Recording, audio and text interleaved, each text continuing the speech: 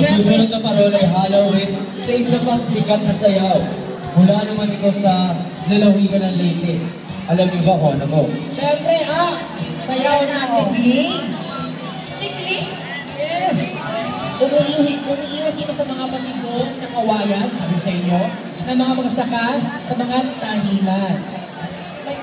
Sakit pag naiipin. Oo, sobrang sakit.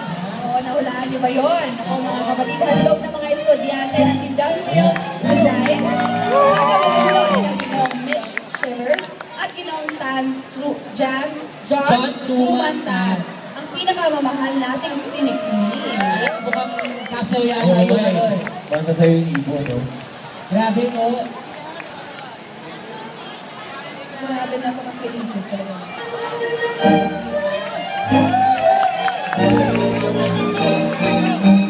Tayo magsayaw, ibig ko ng hibig.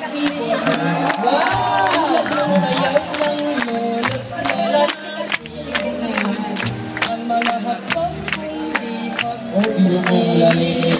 Gumaganap na sa buong Pilipinas at pati na rin sa ibang bansa. Of course, siyempre mga kapatid ng mga magsasayaw.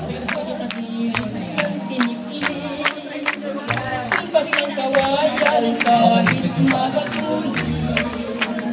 Ang mga binti mo'y kay hirap umihin. Singilap din ang puso mo sa pag-ibig. At Thank you very much.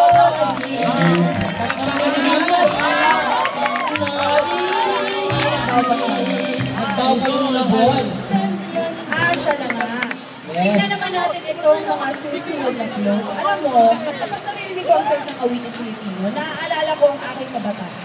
Oo nga, no? Siguro yun din ang naalala ng mga taga-fine arts. Kasi ang susunod na parol ay hango naman sa ating mga awiting pambata. Ayan, ano kaya ang awiting pang bata ito? Curious Ano naman alam ako. yung awiting Oo. pambata?